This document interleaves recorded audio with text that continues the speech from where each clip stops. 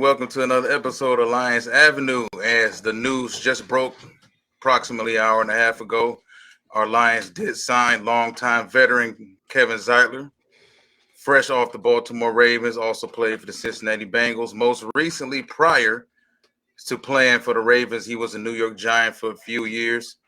Veteran depth, leadership for damn sure. This was a team that lost Jonah Jackson last week to the LA Rams.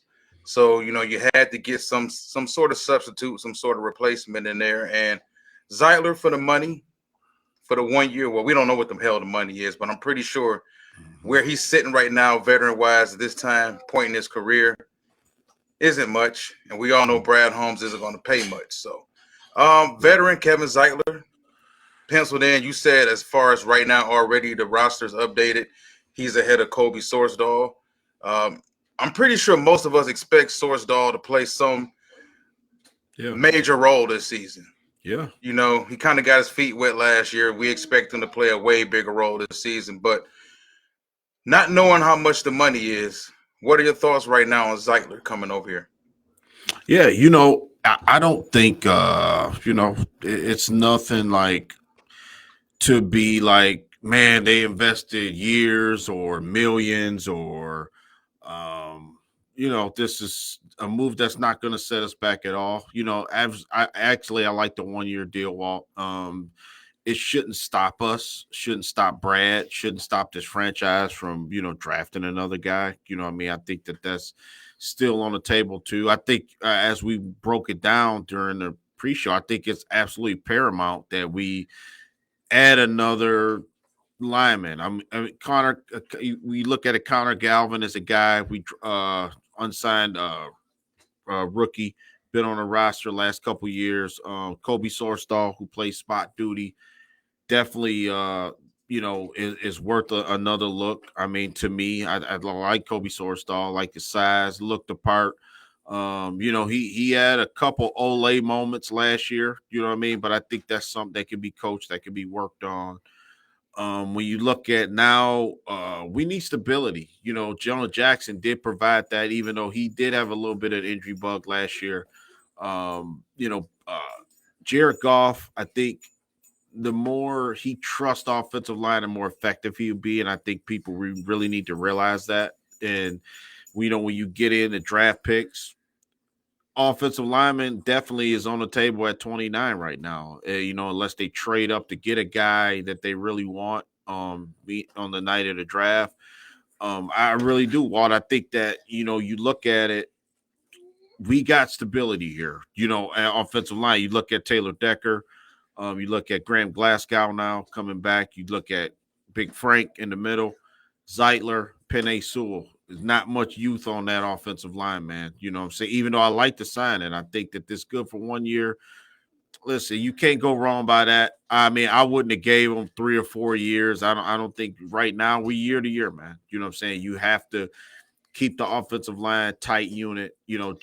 I think this offensive line, this team is going to go as the offensive line goes, and as obviously Jared Goff goes. And I think Jared Goff will be way more comfortable with a veteran offensive line than two rookies out there, or a rookie out there in a key spot. You know what I'm saying? Unless he a dog, unless he a Jackson Powers Johnson. I keep using him because that's the guy I want. You might get into a Zach Frazier from West Virginia, another guy like wrestling. He was a wrestling background in high school and stuff like that. Tyler Guyton is another guy, more of a project from Oklahoma. But you could still get one of those guys and sign Zeitler. And like I said, no harm, no foul, Walt. I'm cool with it. You know what I'm saying? I'm pretty sure you might have some other thoughts. You know what I mean? You might be cool with it too. You know what I'm saying? But I don't think, Lions fans should panic and say, oh, my God, we're not going to draft offensive linemen now because because we signed, 34-year-old Kevin Zeitler, who might be, just a stopgap until the next guy's ready. Yeah, I think it's an interesting way to look at it. I don't disagree with it at all. I think this is a situation where as quickly as you can put together an offensive line and they can be highly successful, that offensive line can fall apart just like that. And if you look at our offensive line for what it is, Frank Ragnow, hell of a player, probably maybe borderline future Hall of Famer. I don't know how the NFL views him, how they view the Detroit Lions organization for that matter. But Frank, since he's been in the league, has been one of the 5 best centers, maybe 3 best centers in all of football. Just being honest about it. But the elephant in the room is Frank's health. So I think that's something that has to be concerned. Taylor Decker getting a little long in the tooth, but not necessarily. Taylor's still at a pretty decent age. You can pretty much play tackle for a good 36, 37, maybe older, depending on how well you maintain your health. You look at a guy like Tyron Smith, who just left Dallas after spending his entire career in Dallas and signed with the New York Jets. So, like I said, getting back to that, you look at Taylor Decker, he's had some injury issues, his career. Things could be up in the air for him after this season. Source late round pick. Still don't know exactly what you can hardcore depend on when it comes to him. Zeitler, longtime vet, 30 plus years old, 1 year deal. Glasgow, dependable vet, 1 year deal. So I agree with you 1000%. I think this is a time where offensive line could be on the table, should be on the table at 29. I'm just not so sure, and we'll get into the draft a little later on in the show. I'm just not so sure if you want to push it at that spot because there's about 3 or 4 teams ahead of us, including the Miami Dolphins and the Chicago Bears and the Minnesota Vikings. Just 3 teams I can think of off the top of my head who are all going to be in the market for a center. Probably Jackson Powers Johnson. All 3 of those teams too, except for the Bears for that matter. But the other 2 teams probably later on in the first round where it will probably be a little bit more acceptable to draft a center. Those teams could possibly do it. The Vikings had the 23rd pick right now. They need a center. They need interior offensive line help. Could they take a guy like Jackson Powers Johnson at 23? It's possible. The Miami Dolphins, as I mentioned. So outside of Powers Johnson, I'm not so sure if there's another guard I would really take that high. Yeah. Or interior offensive lineman I would necessarily take that high. Yeah. At 29, even though 29 may not sound high, but still kind of is. Bless you. Yeah. But I'm fine with it. I'm fine with it. I'm not as excited about the Zeitler pickup as some Lions fans are. I view it for what it is. It's another stopgap. And if Brad Holmes hasn't proven anything else to us in free agency, as he has over the past 2 years, 3 years for that matter, this is a guy who does not view free agency as a tool to just completely fix his team. He wants his pinnacle players, he wants his pillar players, his cornerstone players to come from the NFL draft. He stated that numerous times. So a guy like Zeitler, could he have paid Robert Hunt from the Miami Dolphins? He could have. But Hunt got way above market value. And I don't think he was in the Brad Holmes was in the market of paying guys high above market value. So Robert Hunt was kind of a pipe dream for me. I already knew with the way interior offensive line play this past season was terrible for a lot of teams in the NFL. So I knew guards were going to get overpaid. I just knew guards were going to get overpaid this offseason.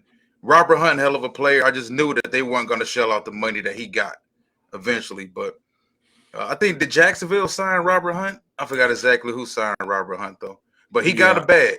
He got a bag for sure. Yeah. So let's take a look at some of the other transactions so far. Let's start with Carlton Davis. Now, this was one of the more polarizing pickups aside from Marcus Davenport. But Carlton Davis, a guy, high draft pick coming out of college, went to Auburn. Physical corner, tall, long, athletic. Kind of reaching that point in his career where, you moved on from your very first team that drafted you. They've moved on from a lot of guys in that secondary. Sean Murphy-Bunting from a year ago. Yeah. We don't know what they're going to do with Antoine Whitfield. I'm not even sure if they re-signed Antoine Whitfield Jr. yet. But Jamel Dean, as far as corner-wise, is the remaining lone wolf in that cornerback room over there. They got rid of everybody else. So I'm not sure what to really expect from him. Because I kind of view him, even though he hasn't been hurt a whole lot, I kind of view this signing with every other signing. It's hard for me as a fan to really get behind signings where they're all injured players. I don't understand how fans can be so rock solid behind this guy is going to be a great pickup, and this guy is going to be a great pickup, and this guy is going to be a great pickup when these dudes are hurt. Mm-hmm. Marcus Davenport damn near was Mr. Potato Head a year ago. Like they were just pulling parts off of him and just replacing stuff. And you got Lions fans just bragging about how great of a player he's going to be. You have no damn proof of it. Mm-hmm. Emmanuel Mosley got $5 million last year to do nothing. And you got fans talking about how great he's going to be. He's going to be a lockdown corner. Mm-hmm. He wasn't even a starter for Frisco. Mm-hmm. Carlton Davis is going to be a lockdown number one corner for us. He wasn't a not lockdown number one corner for Tampa. If he was, he would be there over Jamel Dean. So it's just, I'm cool with all these signings. I want to clarify this. I'm fine with all of these signings, even the Davenport sign. It doesn't do any harm. I just can't overblow these signings because they're signings that make us better. Don't get me wrong. They're depth signings. But the cornerstone players, the difference makers, fans wanted Josh Allen from Jacksonville. Fans wanted Danielle Hunter.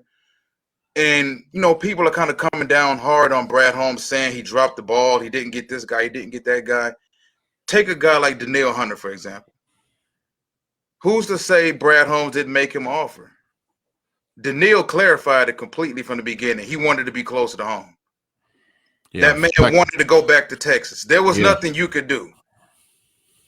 If a guy doesn't want to come to your city, if a guy has his heart set on going back and playing at home, there's nothing you can do about it. Yeah. And it happened to us with a lot of guys. But what's your thoughts on the Carlton Davis signing? Because I think you and I both agree he immediately becomes the best corner in our at least the best man corner. Yeah. And that's not saying much. That shows you how much of a weakness it was. You know what I'm saying? And I think, at times, we got exposed. You know what I'm saying? At times we masked our deficiencies by like sending more pressure, unusual unusual packages, having, 6 defensive backs in there. For me, I just view it as free agency, man. Like you said, broken tubing. Yeah, I mean interrupt you. What's up, man? What's up, Ken? That's our guy, Ken and Broken Tubing, our guys. But yeah, I don't view free agency as like build a bear, like build your team. You know what I mean? I mean, it's free agency, bro. Like you said, Sauce Gardner will never hit free agency. Jeffrey Seven, Quentin Williams, these guys that we want, they're never gonna. You got to draft those guys, man. You know what I'm saying? Dreams. You know what I'm saying? You'll never get a high profile guy. Yeah, it's one or two. Like Chris Jones was the big prize, obviously. Kristen Wilkins. Okay, yeah, I get it, but elite level top 3, top 4 at their position players typically they're not hitting free agency. Quality franchises aren't in the business of letting quality players go. That man was not leaving Kansas City. I think we all knew that. Yeah, but like you said, you see how fast like the deal got done. You know what I'm saying? Within 2 days of free, that deal was done, bro. It was over. So, Kristen Wilkins, he went within 1 day. Only thing I can say this, and I was kind of telling you, I wanted Brian Burns, and I for me, I think Brian Burns would have been like first round, like trade a first round pick to me. I mean, that's the guy that would put our defense over the top. That's for me. Like not signing Carlton Davis and just giving up a first round pick, get Brian Burns, and then you ready to go. You know what I'm saying? And then draft from the second round on. Just give up a first round pick for him. For me, I think he's that good. That was really the only one I was kind of upset about because I'm like, man, that's the guy we need for our team. He's perfect. But it didn't happen. But I think in this draft, you got 4 or 5 guys, man, that can fill that spot. You know what I'm saying? Now that free agency Jared Verse. Yeah, yep. Came from the same school as Brian Burns, Florida State. Yeah, I mean, and like he just said, and he's right. You build your team, plug holes. You build your team through the draft. You plug holes in free agency. You know what I'm saying? And I think What's up? they've done that. What's up, E? Mick Robertson, excuse me, from the Raiders. I think that was a decent pickup, man. I mean, I'm not saying that he's going to be a Pro Bowler either, but we need guys like. Okay, Jerry Jacobs filled the role, right? He filled the role while he was here, and then you seen later on in the season he got exposed. You know what I'm saying? So it was like, okay, cornerback is an issue. You know what I'm saying? We replaced basically two guys with two new guys, right? So I would assume that our cornerback room is better, but that's not going to stop me from drafting a young guy. You know what I'm saying? A young guy that maybe come in and be the best guy to all of them. You know what I'm saying, Walt? If you go from this cornerback class from Nate Wiggins to Cooper DeJean from Quinshawn Mitchell. Yeah, Quinyon Mitchell from Toledo. I mean, man, it's 5 or 6 guys. Again, and we talked about it, Walt. Right now we talking about the signings, but I'm just gonna say this: like draft wise, we still don't know. I mean, it's all up in the air what Brad Holmes gonna do. I mean, last year he showed that taking Jahmyr Gibbs, Jack Campbell, Sam Laporta, like you added 3 of the top 34 picks, and we didn't know which way it was gonna go, right? Because of free agency, because of who we had on the roster. And we remember we signed Dave Montgomery, but then people thought the running back room was set, and then we drafted Jahmyr Gibbs. You know what I'm saying? And then it kind of made sense. Like, damn, you know what I mean? He filled the route, you know what I'm saying? Filled the hole, and then drafted a guy, with some more upside, more pop, more, everything. So yeah, I think that Broderick Martin can maybe help out with the DJ Reader. I mean, I know you probably want to go into DJ Reader next.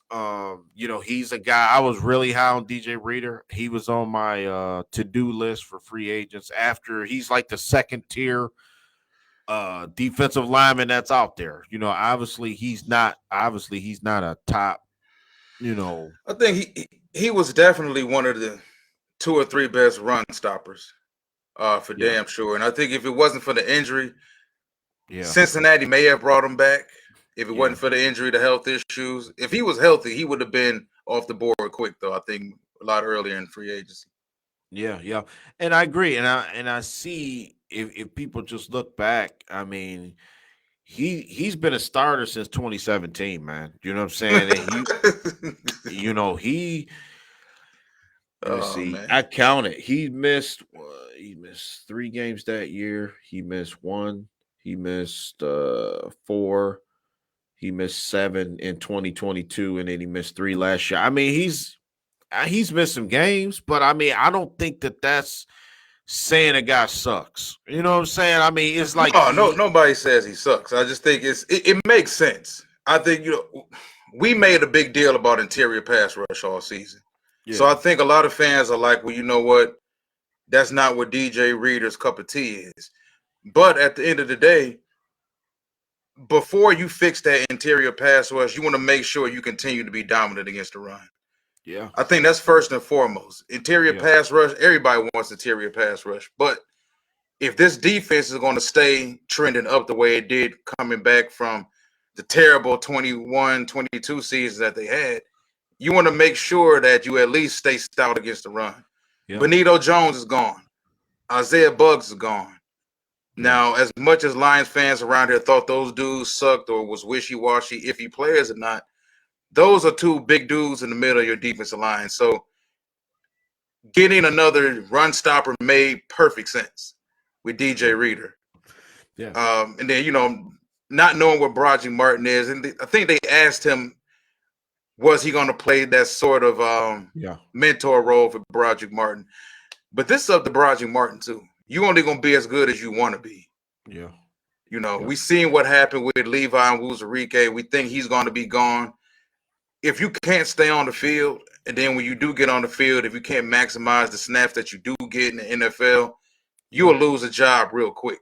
Yeah. The league ain't fair at all. Yeah.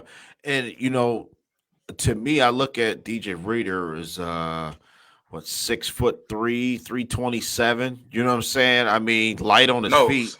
You know what I'm saying? Yeah. He's like real super light on his feet. He not like a short pudgy guy like Bugs was like a good run stopper, but he's kind of short. You know what I'm saying? And it's like this guy can kind of see over the top, and kind of make a move and not going to be, on blocks. I mean, he's a guy that can play. I mean, he'll be 30 in July. I think July 1st. I think I read that right. I think he'll be 30 years old coming up in July. So he still got some football left. Listen, Lions fans, only 2 years. You know what I mean? 27 mil, 2 years.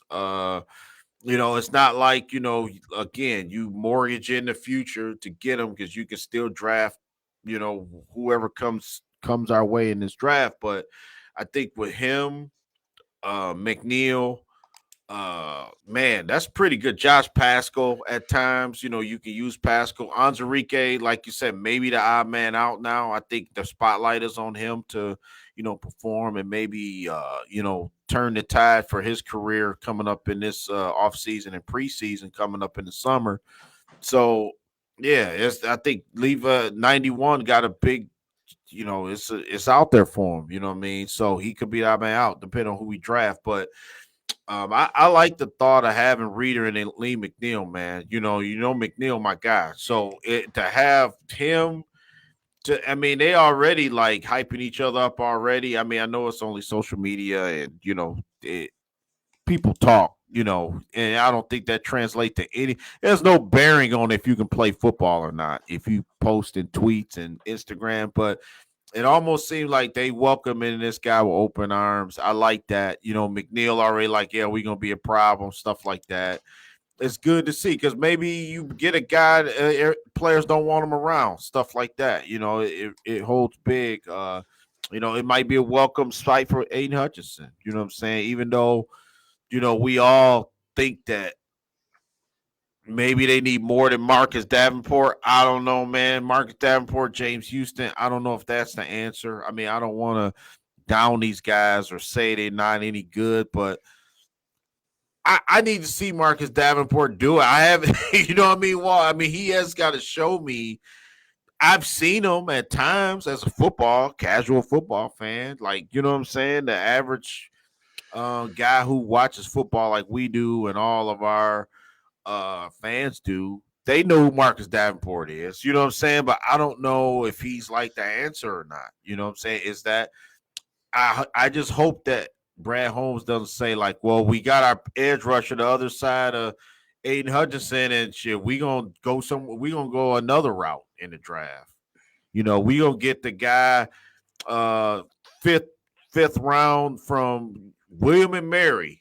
This guy is a project, and we know Kobe Sorsadov. Yeah, what's my man? Nah, I do like my man from Western. I keep bringing him up. Marshawn Nealon. Yeah. That's my guy, man. I hope you can parlay Davenport into somebody like that. Late in the draft, I'm cool with it, but I'll be damned if you say we ain't gonna try to get Jared Verse or we not gonna draft Chris Braswell or my guy off the Adrian Cooper. I'll be damned if you don't take one of them guys because you got Marcus. I'll be pissed. You know what I'm saying? Because I'm tired of the reclamation pride. Am I wrong here by saying that? I mean, I'm not saying a guy don't deserve a second, third chance at his career. I'm not saying that, but man, I want a sure thing, man. You know what I'm saying? Houston, Texas look damn good right now. You know what I'm saying? They look like a team that's ready to kick the door in, man.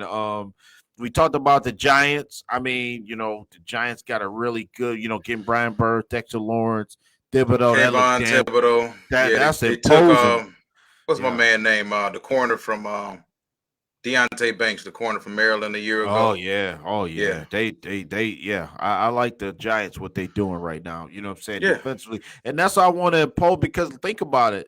Well, our and I like the Reader signing because of Josh Jacobs going to Green Bay. We a run stopper, even though Josh Jacobs don't make me shudder in my boots anyway. You know what I'm saying? Because I think he It's like DeAndre Swift. He went to Chicago. I'm not worried about them. You know what I'm saying? I don't think that those guys are like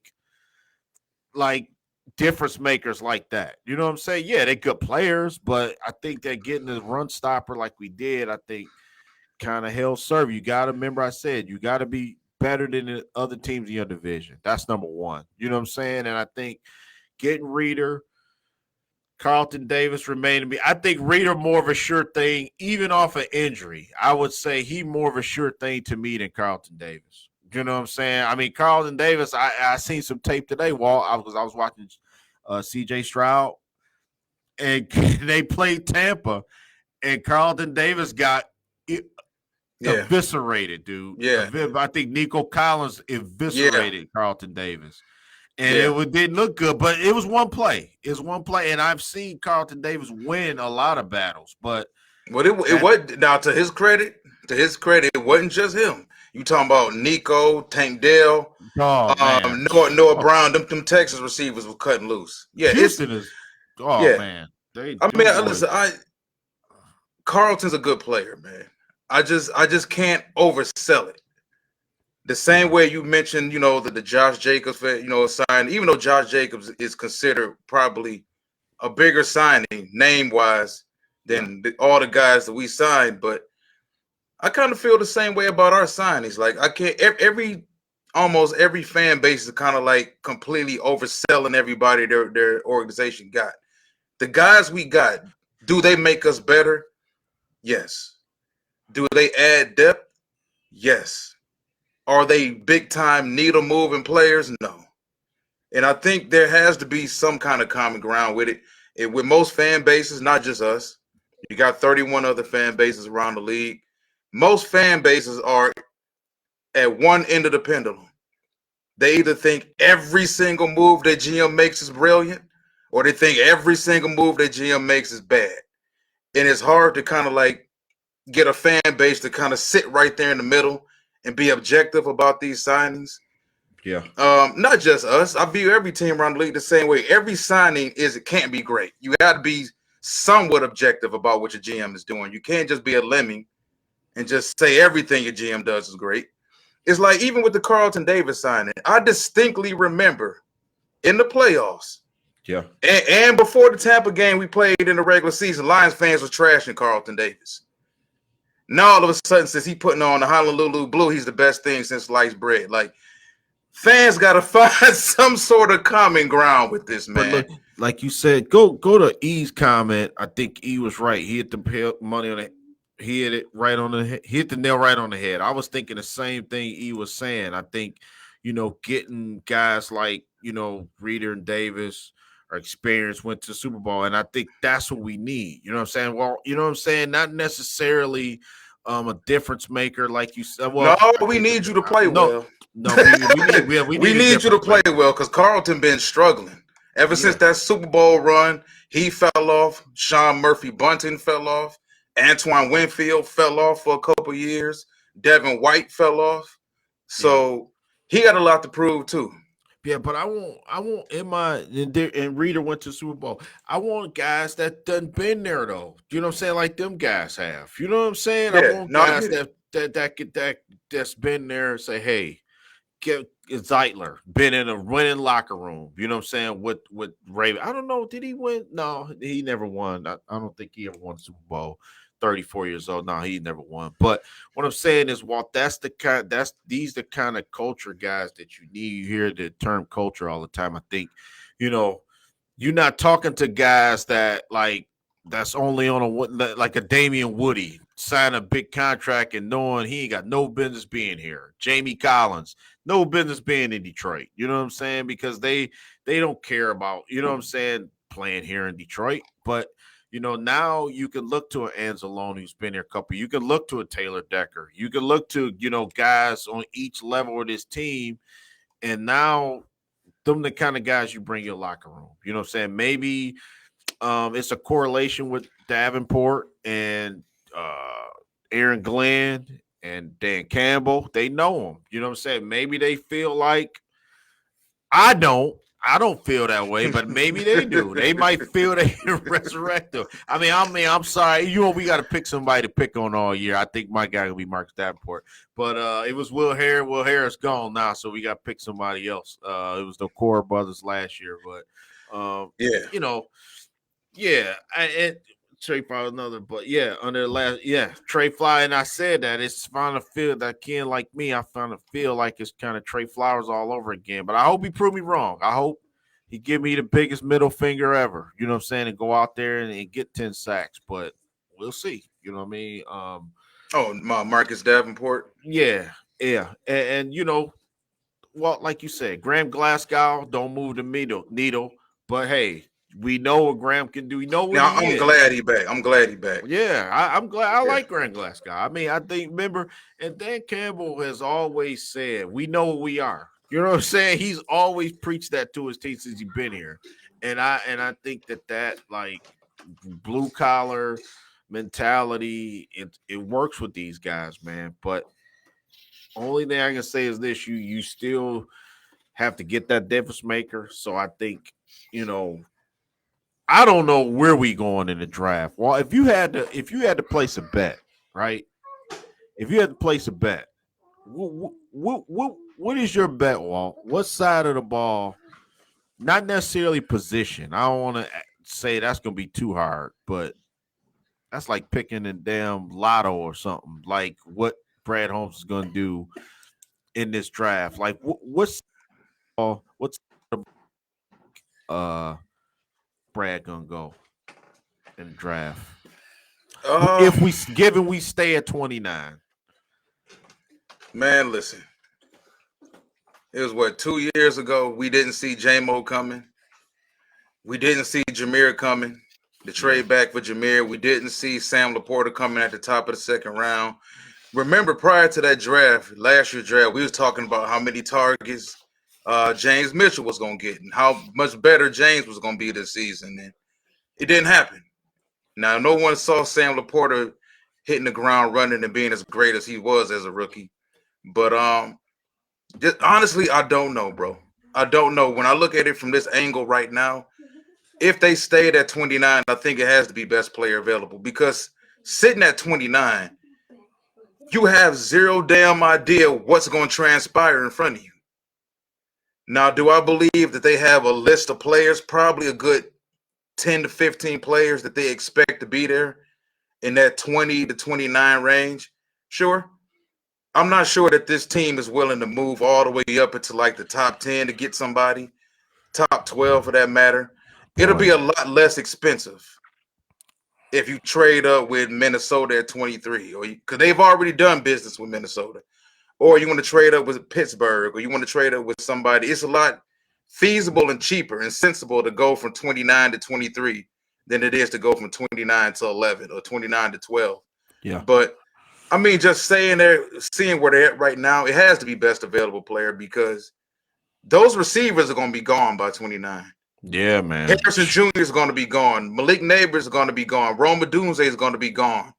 The other guy that Brian Thomas, whose name has caught fire over the last couple weeks. I like Brian Thomas Jr. Yeah. I don't think he's the second best receiver in the draft the way Chris Sims does, but I think. But if you wait to 29, all the elite receivers are going to be gone, because once those top three guys go, Neighbors, Harrison Jr., and Odunze, it's going to be a run on the next two or three.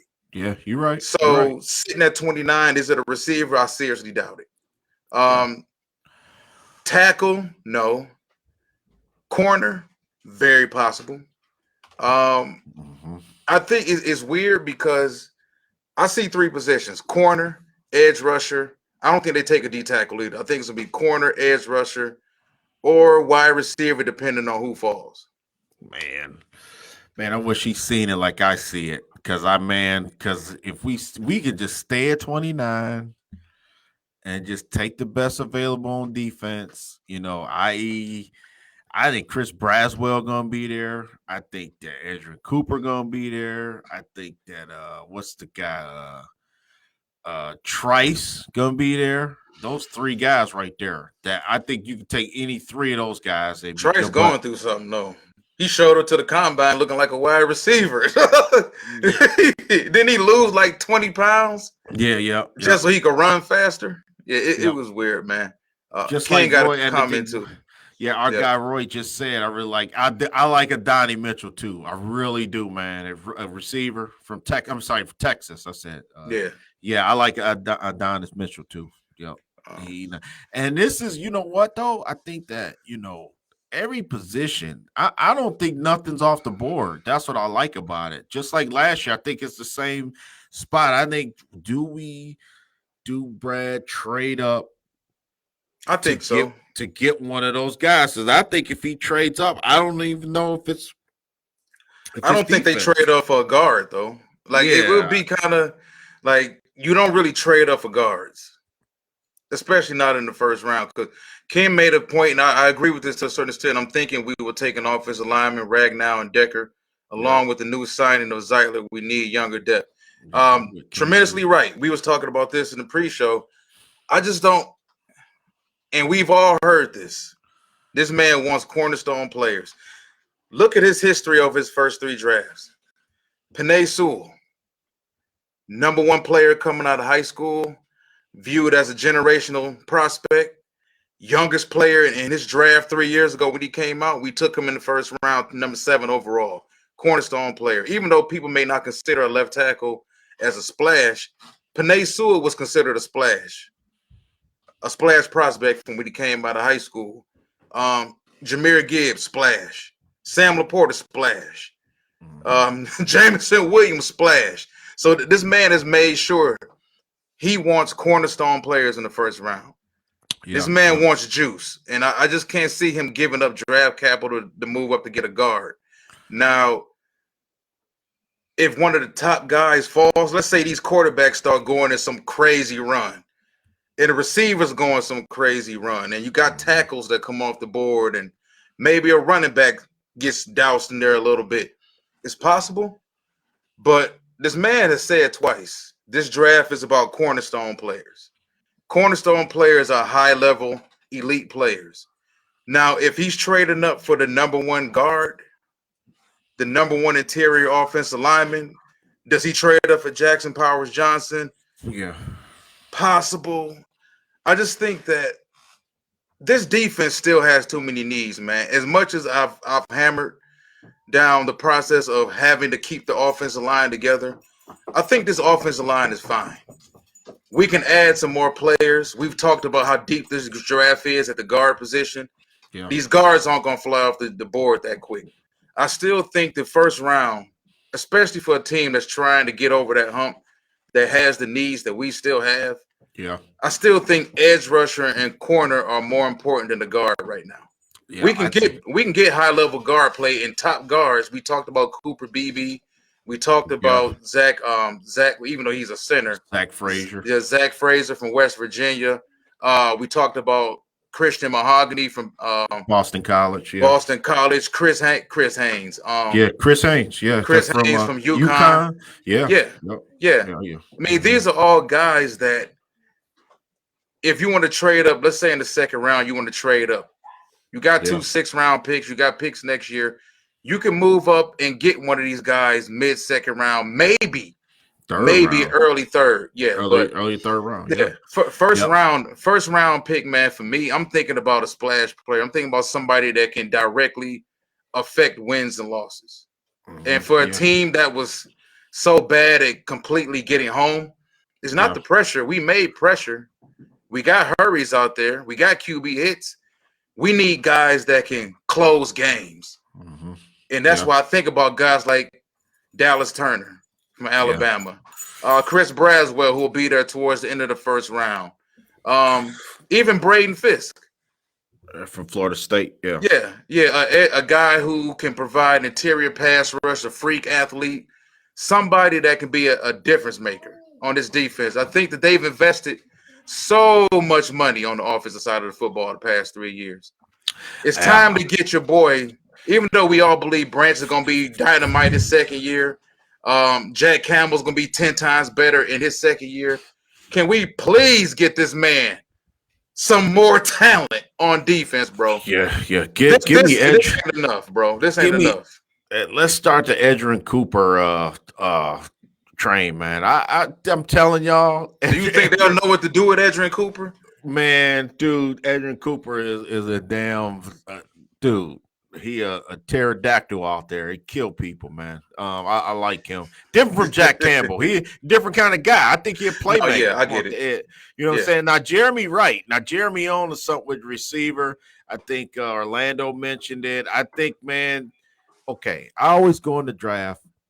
What is the deepest position in each draft? And I look, and receiver, dude, it's probably 12 receivers you can get within the first 2 or 3.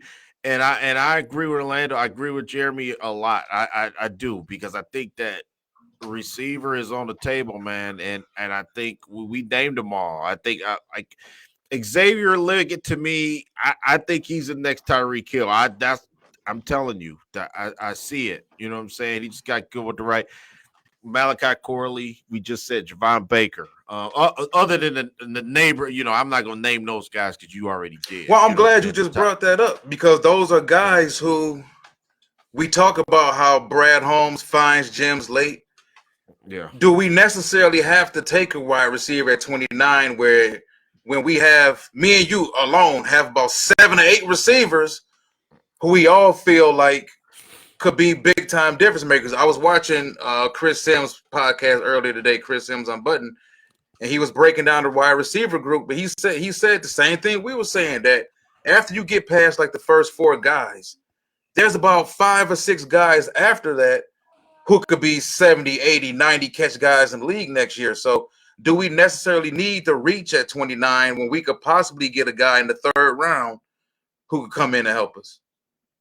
Yeah, just like Lamar said, just like Avery said. I mean, Xavier Liggett's my guy right now. Xavier Worthy, I just don't think. Remember, we talked about where I don't think he fit with the Lions. I think with Jameson Williams, it's already like they don't know how to use JMO. So how the hell would they use him? Exactly. It's weird. That's not going to work. And I know we picked Worthy in our last mock draft. That was a bonehead pick by me, because if you think about it, Worthy and Jameson Williams would never work on this team. You know what I'm saying? That wouldn't work. They'll work with the Dolphins. Yeah, hell yeah. Work with the Miami Dolphins for sure. I think, you know, it's got like, I'm gonna tell y'all that if I had to pick 5 guys, Liggett, Brian Thomas, even though I think Brian Thomas is gonna go before that, but I'm gonna say Brian Thomas. What's the kid from Washington?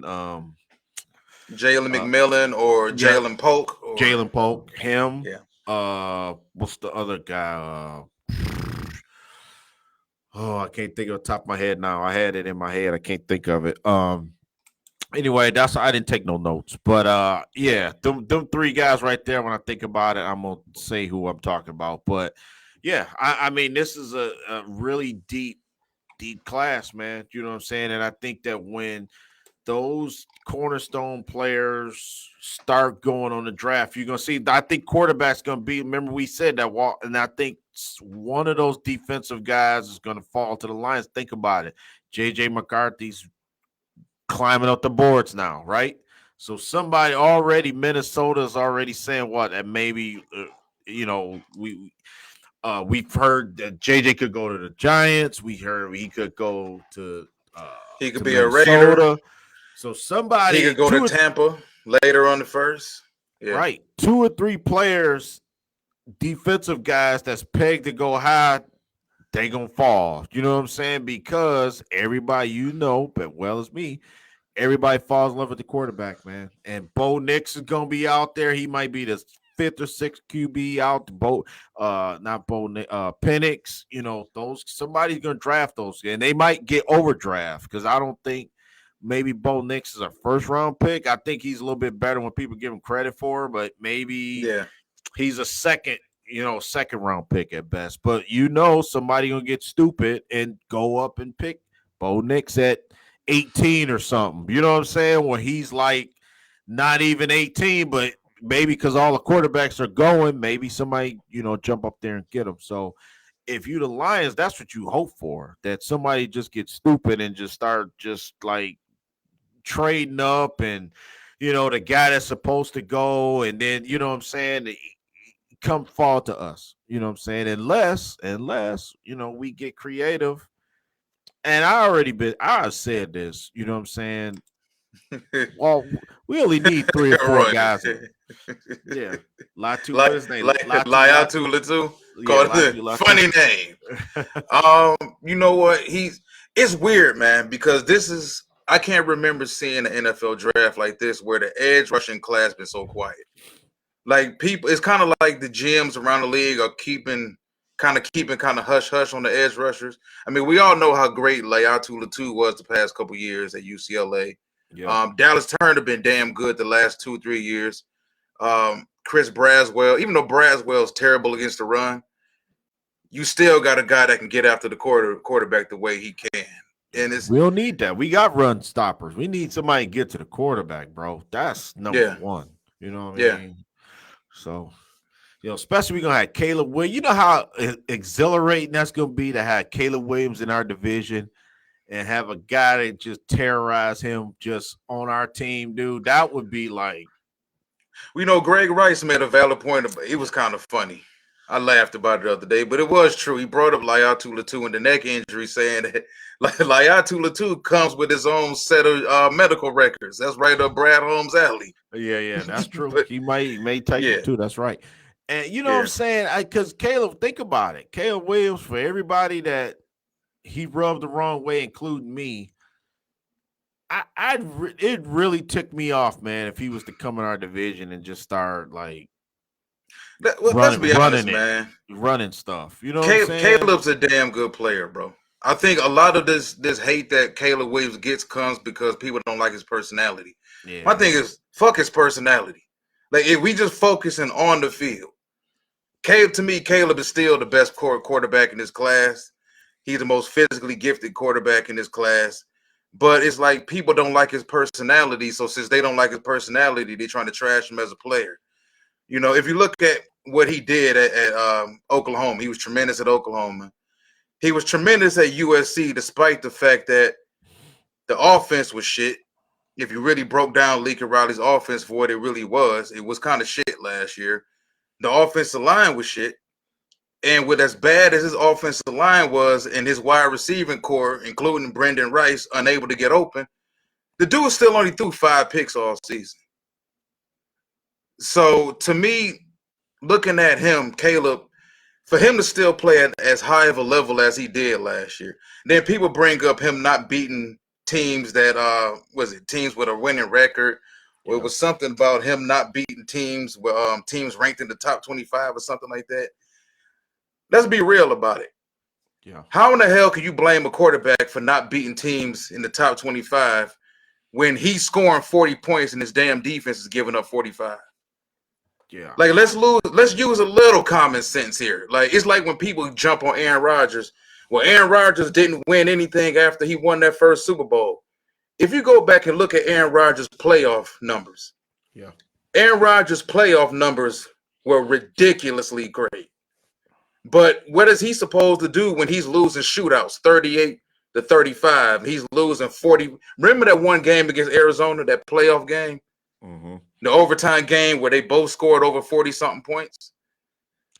So it's like, I think people are kind of unfairly just piling on the dude now. Yeah, I mean, some of it is his own fault, though. Yeah, I ain't naive to the fact that saying he can't play. I think he can play. That's my whole point. I'm saying that it would piss me off if he were to go to the Bears, because the Bears kind of building something nice in Chicago. You know what I'm saying? And I think for me, I think that he's going to have to show me, because it's easy to play target practice and score 60 in Lincoln Riley's offense when USC's playing, let's be honest, Oregon State. What is it? Washington State. I don't take nobody in that division other than Oregon seriously. But I mean, now that Dan Lanning, still football though. Yeah, especially when you have no offensive line. Yeah, I think Dan Lanning coach of Oregon kind of brought them kind of some respect a little bit because now he a no nonsense kind of coach, and I kind of take Oregon serious now. You know what I'm saying? But everybody else, I don't. I ain't gonna lie. Chip Kelly, I don't take him serious. I don't take Lincoln Riley. Like you said, they gonna score 78 points, but they giving up 65 too. You know what I'm saying? So I don't know. I don't know. Well, if that's the case, why do people take Penix so serious? And Penix played in the same damn conference. And Penix had what? 3 wide receivers that's going to go in probably the top 60 picks, and McMillan, Polk, and Rome Odunze. Yeah. Dylan Johnson and running back. They are damn good. I like Washington. Yeah. I like all them guys. I wish we draft Dylan Johnson late in the draft too. But yeah, I don't know, man. It's crazy to me to know that, you know, that Caleb Williams is going to be and maybe be in our division and, you know, playing him twice a year. It's going to be different. It's going to be really good. And I think he's the kind of guy that would kind of, you know, take the bait a little bit, like, you know, getting baited by to trash the other team, or like, yeah, I'm good. I'm here. We about to win division titles. You know what I'm saying? I don't know, man. I'm all for if you can talk,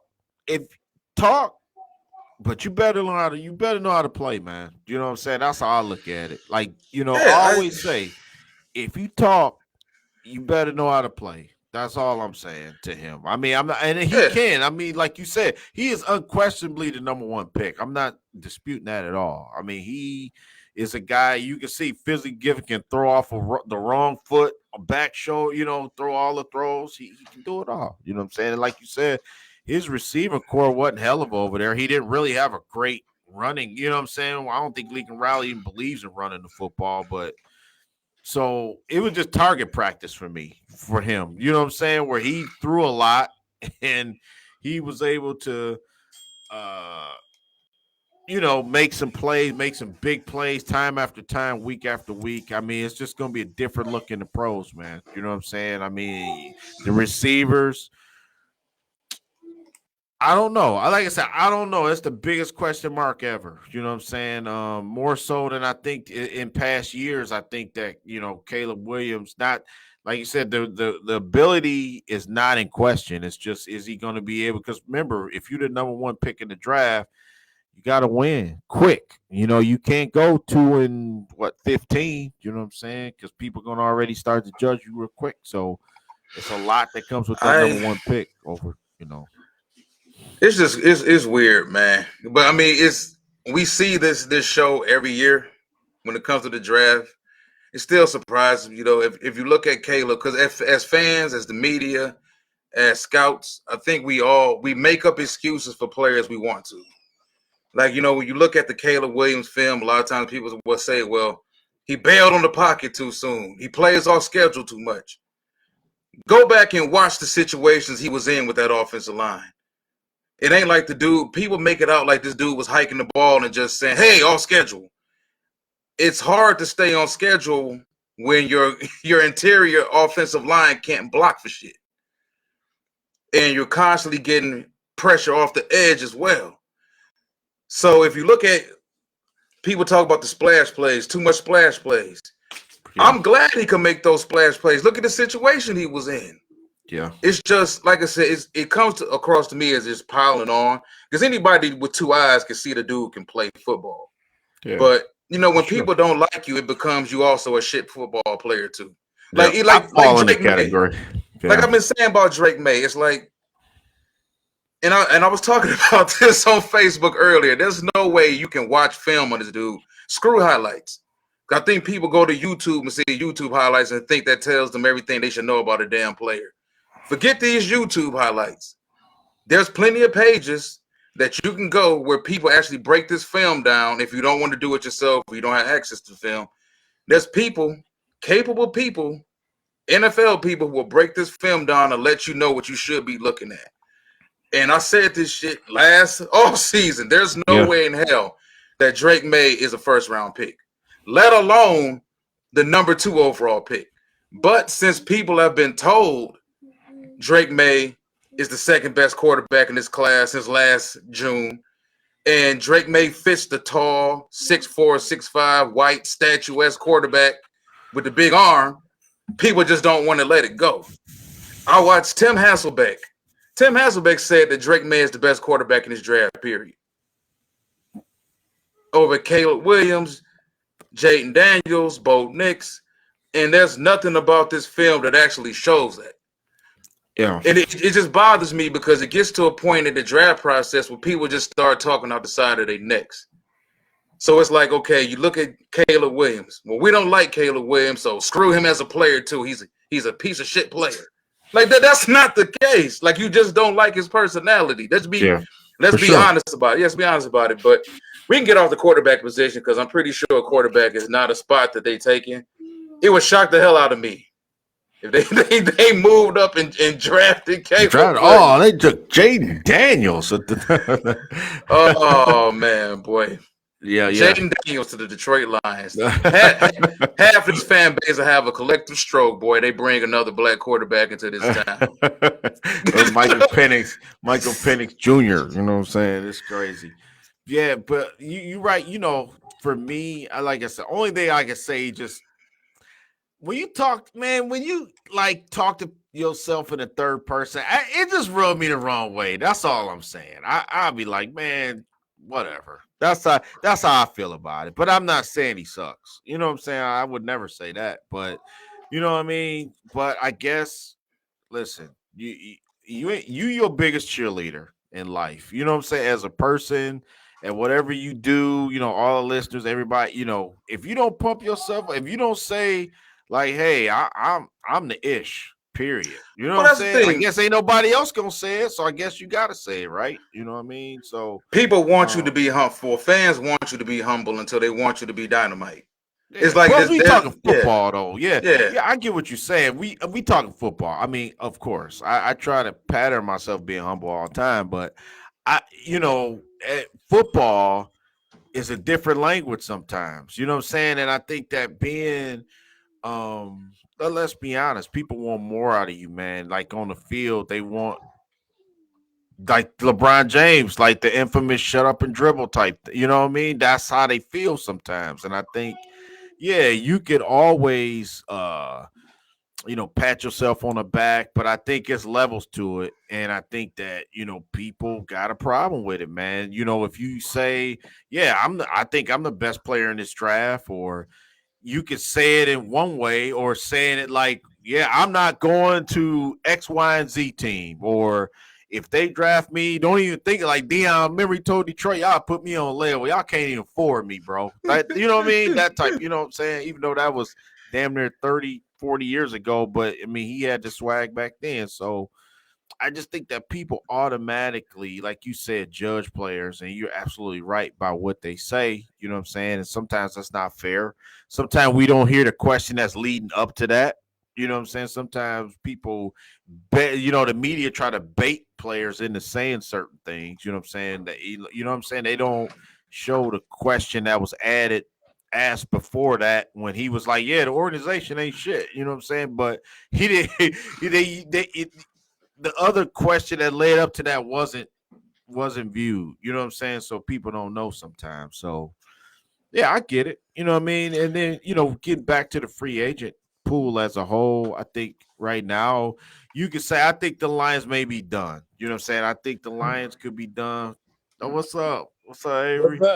What's up, man? I think that the Lions could be done now. I mean, I think that until the draft, you know what I'm saying? We know they always add somebody after training camp, preseason. Remember Isaiah Buggs? They brought him in late. You know what I'm saying? Last year, what was it? Benito Jones, like you said, Walt. So it's always, time to get players at certain times. But right now, what they've done to this point, I mean, I'm not gonna, because like you said too, you're not gonna be able to get like premier players on free agency. That's not how it is what it is. You know what I'm saying? You shopping at when you click on, you go to Nike, you go to Adidas website, and they got shoes $100 or less or something like that. That's what you're getting. You know what I'm saying? You're not getting, you want a good pair of J's, you got to pay for them. You know what I'm saying? You're not going to get the ones that's outdated and stuff like that. So that's why I think that's what's going on. You know what I'm saying? I mean, to be honest, I mean that's I not. mean, well, fans also figure that. Well, like I said, Danielle Hunter signed for this. Why didn't Campbell go after? I mean, why did Holmes go after him? Maybe he did. Like when it comes to free agency, just because you throw money at somebody don't mean they have to come sign to your team. Yeah. Some dudes have their minds made up. I want to play closer to my family and my kids, or I want to be closer to my mother. She's not doing too well, or I just want to go back home. Period. Or I want to play in Florida because of the no state taxes. Like there's a lot more that plays into these players signing with these teams other than just, but we're the Lions. We're building something quality. Why they don't want to come here? Like that's not always the case, and it's not always a slap in the face. Look, Danielle Hunter turned down more money to go to about 3 or 4 different other places. He chose to go home and be in Texas. That's where that man wanted to be. So, Avery, man, what's going on, bro? What you think about the signings? Oh man. If Ross had a store in Michigan, all of them players would be there. But they got the Family Dollar tree. They got the Family Dollar family tree. But I think all jokes aside, I had to take a step back that third day and really look at the strategy, right? And the strategy was like, I want to utilize veteran help in my secondary, and I want to get veteran players in to mix it up with the young guys. And everybody we got, no matter what creed, color, belief, they all came from either productive situations or a productive grouping, right? So we got a cornerback from we got guys who've been in playoff scenarios like Reader and Super Bowl scenarios like Reader. So you're bringing in guys who've been to that promised land, and they're going to mix it up with the young guys. The secondary, by far, is the most scariest thing. But when you get a better version of Jerry Jacobs, I guess you've done well. I don't think Carlton Davis is the number 1 corner. I really don't believe in him. And when you compare his stats side by side with Jerry Jacobs, he was worse statistically. But there is a edge that he has. He was forced into positions where he had to guard the number 1, and he had to be this guy that he wasn't. And sometimes he showed up. So I think bringing those veteran guys in, having some continuity is what they wanted to do. Now, I really like the Zeitler signing, but when I found out Zeitler was 34 going on 35, I was like, Brad Holmes did it again. He brought in another boys, all right. Yeah, but you already know how these guards are, man. Zeitler might play another 3 years. Yeah, that's true. Zeitler might play another 3 years, but it doesn't solve anything long term, though. Yeah, for me, there's an issue with I have a distinct issue with Brad in regards to the tape measure effect. I don't know how he's measuring these guys, but when he see a guy on a discount, he's gonna get him. I don't know. He's not gonna look at it. This guy's 35. He's gonna look at, he could be a guy that's professional that's gonna teach the young guy I'm gonna draft. It's almost like a double. It's like a double reason. It's like you're bringing in leadership, experience, and grit. It's like, no, I need a winner. But I just feel like Brad is doing the strategy, man, and you got to say it works for him. It works for him. He doesn't like to spend a lot of money, and when he does spend a lot of money, he's gonna get 6 people in here. And right now, I think he's at 5. So I can give it a B-, maybe a C+. I think that you got some continuity. You got some guys that played in big games.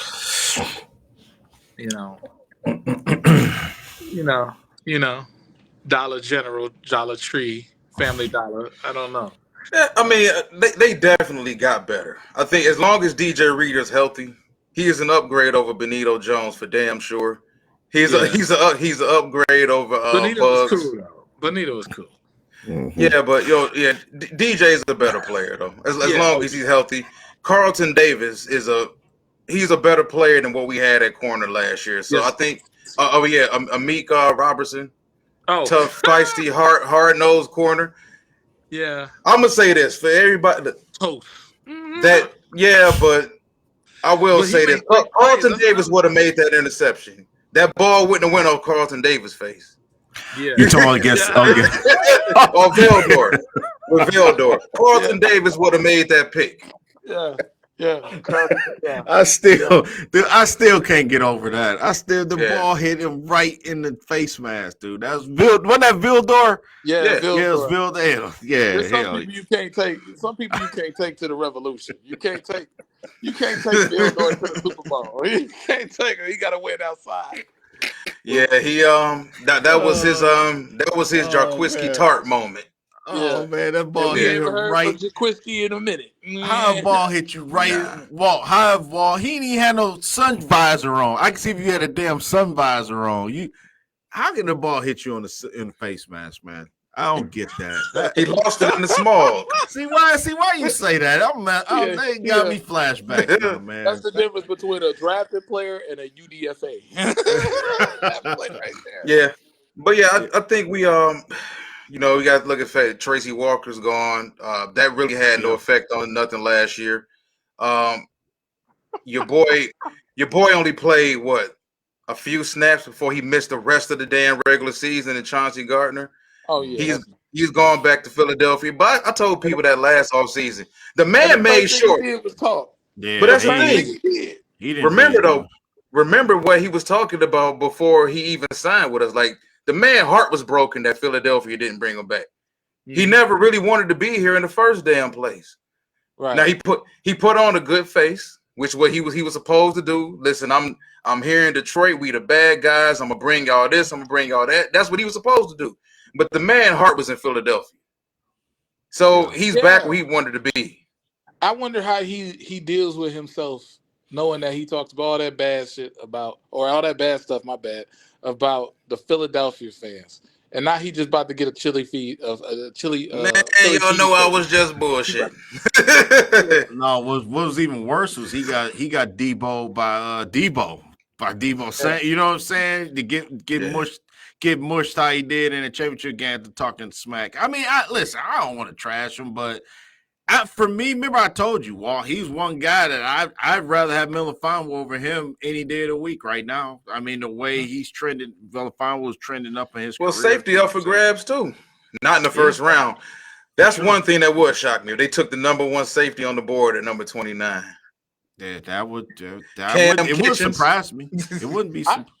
I seen it today, man. These fans will ride with anything Brad Holmes do. If Brad, they have no discrepancy at all when it comes to everything. Brad signed a cheese sandwich tomorrow, he's a Brad Holmes guy. The cheese sandwich is gonna play center. I'm just saying, man. What kind of cheese is it? Save-A-Lot cheese. It's got green. Yeah, I was telling somebody earlier today, man. Like, if this man went out and signed Ray Caruth, y'all will figure out a way to polish up Ray Caruth. Well, he's really bounced back from that murder shit. I think Ray Caruth is a good apple now. He's really turned the corner, and he's a bargain. He's a depth guy. I mean, you got to be smart too, but you got to be. Well, only thing I can say about this, let me defend Brad a little bit. Blood. You know what I'm saying? I'm gonna defend. Let's stop before we go too deep and just say something horrible. No, but yeah, go ahead. I just think that we need to defend Brad a little bit because I don't think that he's gonna go out there and do anything like stupid. You know what I'm saying? Because I think spending X amount of dollars on a player that's not worth it. He hasn't done that yet, and I think. The only thing that's frustrating with me, like Brian Burns was the guy to get to me. You know what I'm saying? And for what he went for, and it's almost like, dude, you could have sweetened the pot. You could have, you know what I'm saying? Those are the kind of chances I think as a general manager, I think he's gonna have to do. Like a John Lynch. Remember when they drafted what was a quarterback who could Trey Lance? When they drafted Trey Lance. and it didn't work, and he got off of him real quick. You know what I'm saying? And it's like you can make up for making a mistake, in the NFL. You can do that. You know what I mean? So if you draft a guy and he's not very good, you find out he's not very good, you can come off of him. You know what I'm saying? It was a time when you drafted a quarterback and he wasn't any good. And remember, he would cripple your franchise. Remember Joey Harrington was any good, and people would say your next 10 years is setting your franchise back. I'll be damned. Josh Rosen got drafted. They drafted Kyler Murray right back. You know what I'm saying? They made up for it. I don't think it's like dire straits anymore if you don't pick the right guy. I think you can get rid of that guy real quick, or just come back the next year and draft the next guy. You know what I'm saying? So I think Brad Holmes, to me, he's done a good job. But I think to become – it's hard to say because we as fans – if you want to speak for the fans, they seen us 30 minutes away from the Super Bowl, man. So they've seen, players like Jack Campbell perform. You've seen, like, what was it, 2 years ago, Malcolm Rodriguez was a darling of the draft. Remember, 6th round pick, and he made the team. Everybody loved him. So, that's a Brad Holmes pick. Bringing John Kaminsky, you know what I mean? A guy like him. People love, you know what I'm saying? And it's like he's done more of that than the Tyrell Williams and Perryman. You know what I'm saying? So people see that, and we haven't experienced that. You know what I'm saying? We still can't get over Matt Millen. We just got over that, and Martin Mayhew. And so that's why people ride with him, I think, the way that you have, because we haven't had a competent GM. Let's be honest. Y'all know. You know what I'm saying? We haven't had but that. You know what I'm saying? Some of these people are terrified to have an individual thought too. Right. Because I see this on the social media a lot. It's like, especially in these Lions groups, if you have any type of opinion that doesn't align with the masses, before these people give their individual thought, they have to always say, now, before I say this, I'm not bashing Brad. Before I say this, I'm riding with Brad 1,000%. It's like you don't have to doll anything up to have an individual thought. And it's like at this point in time, like, people are terrified to even think individually. Right. Every pick can't be a great pick, man. But I do think that, and I'm gonna ask y'all this, and I was thinking about this earlier. Do you think we see Brian Branch play a little bit more traditional safety this year? Yeah. I think Kirby and Melifon back there is solid, and then Branch playing that joker position. Now I will answer your question and say, he could be back there. I could see him back there, but the way I see him flourishing, I see the defensive coordinator probably pushing him into that role, and it not working immediately, and just let him do what he needs to be doing. I see that he could take on that ability, but I think that joker position, that star position, that slot blitz, that you don't mess up a good thing. And I think that he was, one of our more solid corners down the stretch when it came to good receivers. Everybody had a bad game against the Chargers, but I would love for Melifonwu to be back there as a safety, and then you have Kirby Joseph, you have Melifonwu, Joseph, because we still got the other Joseph. Yeah, Brandon Joseph. Yeah, that 5 picks before the year before he came out for the draft, and didn't get drafted. But I think that I think that's a good thing to look at, and that's why I watch your show, and that's why I watch your channel, and y'all out here, y'all the only two that I haven't heard. Y'all, everybody with that groupthink comment you said, everybody and their mama is slandering the left guard that left. Everybody and their mama said, I know he was a good player, but he wasn't good last year. He has 2 Pro Bowls. Man, listen, I saw people talking about how same thing you were saying. Oh, he's this, he ain't. People said it all last season and this prior season. All the time. He's this, he's that. Oh, as soon as he left, traitor. Like, how was he a traitor when y'all said he was trash and you didn't want to bring him back? Yeah. But if Jonah would have came back for $26 in a new PlayStation, they'd have been like, "Oh, Jonah, what a bargain! What a team guy!" Like, Stop calling these dudes traitors for leaving after you said they weren't no good. It's like it reminds me of when Pistons fans were just constantly hammering Andre Drummond about how terrible Drummond was, and we need to get him out of town. But once they got Drummond out of town, wait, we didn't get a first round pick for him. Why did you expect to get a first round pick for a guy that y'all said was a bum? Yeah, and and to piggyback on what Avery said, I was never in a discussion. I was never. Jonah Jackson was good as gone in my book, just because I knew he was going to get paid. You know what I'm saying? I just think that he's way too productive not to be like a top, 7 or 8 lineman in the league. You know what I'm saying? That proof is in the pudding on that one. You know what I'm saying? So that's what, remember I said that's what we said, the draft, the first round or whatever pick we have, if we trade or stay, that's paramount, bro. Because I think remember, I said we can kick rocks on this whole season if that offensive line, we know Jared Goff gotta have offensive line with experience. It's not gonna work, bro, unless I like Powers a lot. Yeah. Power. Yeah, I think he'll fit. Yeah, bro, that boy ain't gonna be there at 29. Yeah, though. I don't like know, we was talking about that before the show started. Like the Dolphins. Somebody might get stupid. Well, y'all know the quarterback gonna start going. Somebody gonna come in that top 15, 6. Jared Verse gonna drop. Powers gonna drop.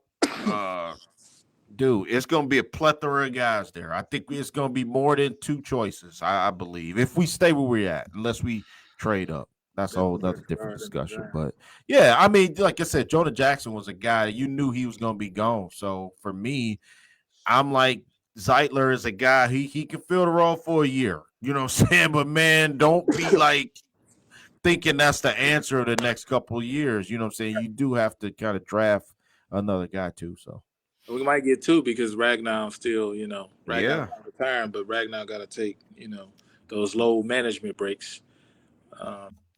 He getting this Kawhi Leonard on. Yeah, Kawhi Ragnar. Yeah. So Avery, what do you think about number 29 now, considering the moves that this team made in free agency last week? Well, I think those moves is crucial, man. But I also think that he's keeping, and I've seen this behavior from him and the brain trust over there for a long time. It's a cluster, right? They stick to multiple players they really like, and they just let the chips fall. And I think they're being as flexible as possible. They're filling all those classic holes that they have, and they're not depending on that cluster to go their way. They're depending on, look, we got a cluster that we really like. So if we like this defensive end as our best guy and he's there, we'll take him. But if we like this center, he's our best guy, we'll take him. And to mirror that, they said, look, we still have to fill these holes. We can't just allow,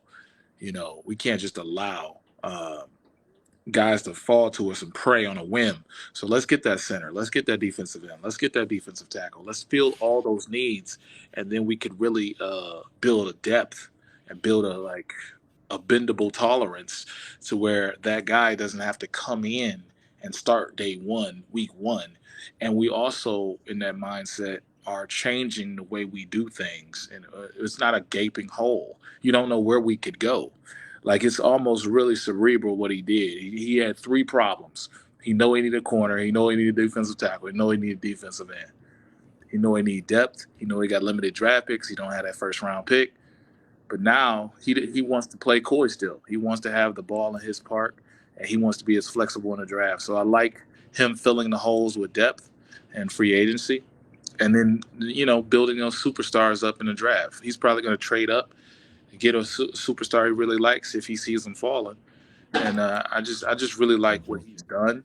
Again, I give it a B- because of the names he brought in. You can't trot in Carlton Davis and tell me he's a number 1, but he's not meant to be a number 1. He's meant to be here to train whoever is going to be the number 1. The Quinyon Mitchells, the guy you like out of Clemson, Nate Wiggins. He's meant to train up those guys, and he did that at every level of the defense. So you got to respect it. With the exception of linebacker, you got to respect it. Yeah. I've Facts. been paying attention just because I don't make videos no more. Don't mean I don't be paying attention. This man Yeah, said no right. more. No more. Right. Yeah. Right. Yeah. But you No, know what? I mean, I agree. Go ahead, Ashanti. No. I was just gonna say this, man. I think that I think what Brad Holmes has done is just like last year. I think we can't. Avery, I asked you this. I asked Walt, and I don't know if you was listening. Okay. If you had to make the bet, like what side, not necessarily a position, but what side of the ball would you take? Just take a guess at 29. What is your gut telling you? Like offense or defense? Yeah, if his best defensive end is there, I think he takes him. But if again, I really feel like in my gut feeling, I feel like he's going to take an offensive player or offensive lineman. Yeah. I just feel like that's where he wants to be in that position, and that's where he's cool with going. And I think it's cool to go that position too, because you got to keep this line moving. We know this line is not about Goff. It's not about Jameson Williams. This offense is not about none of that. The offense doesn't even revolve around the running backs. We've seen that from Carolina game. We've seen it from San Francisco game. Every game, this offensive line has to be 10 toes down and efficient, and everybody else is just like a piece. Yeah. Yeah, that's facts. That's fact. And I was I said the same thing. I said I think it's gonna be more. If I had to take a guess, it would be offense. You know what I'm saying? I think it's gonna be the offensive side of the ball. Unless they trade up, I think then we getting the guy that we like our ass can start getting big. You know what I'm saying? Like, oh damn, is it gonna be Jared Verse? Is it gonna be Dallas Turner? You know what I'm saying? I think that could be the case if they trade up. Yeah. Because like you said, Walt, I don't see any of the offensive linemen, and name them. I mean, we don't have him in front. I don't think he would do that for offense. Even Jackson Powers Johnson, I would move up maybe, I don't think he gets past I think Pittsburgh is 20, I think, off the top of my head. I don't think you'd have to go in the top 20 to get him. So I don't know what the price tag would be, but like for me, Avery, correct me if I'm wrong. This is my theory. I think we could I don't believe that we need to stockpile all 7 draft picks and that's it. Sign them to the roster. That's it. This might be a draft just like the 2012 Detroit Lions draft where they came out with 5 picks. Yep. They came out with Cole Breath. They came out with Marshawn LaSure, Mikael LaSure, and from Illinois. They came out with 5 picks. And they thought they was ready to go with those 5. Yeah, and I'm like, man, just give me 4 solid guys, and I think that you good. You can trade up and just give me a Jared Verse. And I'm just naming. Yeah. Let's have some fun. And let's just say, Jared Verse. You trade your 2nd round pick to get him. Okay, Jared Verse has fallen prey to he's not sexy enough. Yeah, and I keep seeing this narrative that he's just gonna give you this. Let's take a look at this guy with the bendable arms, and let's take a look at this 6'7" guy who ran a 4.2. And I see him falling because his production is good, and you know what you're getting because he has a floor. And I don't think people really understand the first round is about let me make the best pick for my franchise. I think they got away from that during the Mahomes era, during the, they got away from that. Let me get a freak of nature and now the Lions are going to benefit. If they get Jared Verse, that's going to be a perfect fit. That's going to be a need. That's going to be the best player available. And I love that he's kind of fallen to people. He's falling out of the conversation. Just like you said earlier, no one wants to talk about the defensive ends in this draft. They want to talk about the quarterback. Yeah. They want to talk about the quarterbacks. Drake May is the first quarterback off the board. I read that today, and I was like, okay. Okay. But yeah. I would love, Ashanti, if your prediction come true, man, I'll start making videos again, man. Yeah, well, what if I hope it do? Because Avery, we can't have that, man. We can't have you like retiring from videos. We can't have that. That's crazy talk. Well, Walt, what do you think about like Orlando? I was gonna ask you, and he was right on. But what about Terrion Arnold? Now, how much do you like? Would you trade up to get Terrion Arnold? Okay. No. The only it's Quinshawn Mitchell and Nate Wiggins. Okay. And I'm a little bit I'm That's a little crazy. bit. You call out my guys. You been watching? Yeah, I'm a little bit skeptical of Nate because Nate been beat up a little bit, man. His body type, the only dude that corner I can remember with his body type and his athleticism that relatively stayed healthy was Like- Dominic Rogers-Cromartie. Oh, okay. But them rail thin corners that play as fast, as very quick, twitchy, and explosive as he is, them dudes tend to have a lot of injuries. And you see, he got hurt at the damn combine running. He was just running. So but no, I think Quinshawn Mitchell the truth though. Yeah, from Toledo. Like he checks all the boxes. Like when people were worried that coming from Toledo, he didn't play against anybody. What's he gonna do when he get to the Senior Bowl? He went to the Senior Bowl and he locked dudes up. I got a problem with you, Wall. You've been stealing my content, man. Everybody knows. No, man, listen, we think relatively alike. We think relatively alike on a lot of stuff.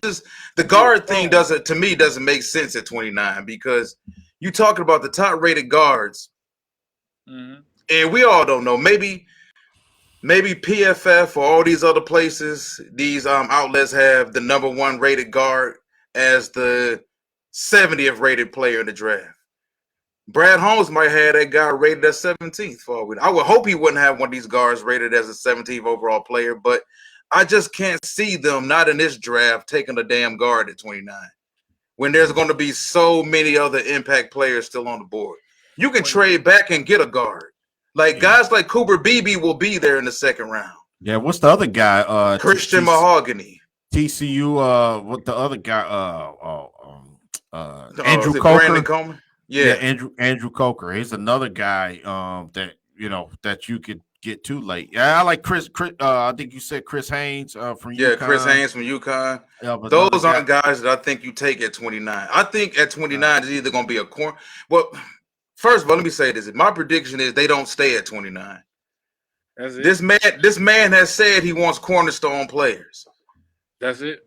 That's what he said. This particular draft, the 4th draft, is about us getting cornerstone players. That doesn't sound like him staying at 29 and reaching for a guard. He gonna trade up. That sounds like get me Dallas Turner. When I see him get rid of Chase Lucas, I knew he was serious now. So that was it, huh? Well, the Lions love corners. The Lions love corners. Oh man, the Lions and the 49ers had the nerves to pick him up on some spiteful shit. Y'all take Mosley, we'll take him. Right. No, they probably brought him in just to say, now, what do you think about the Vildor play? Do you really think?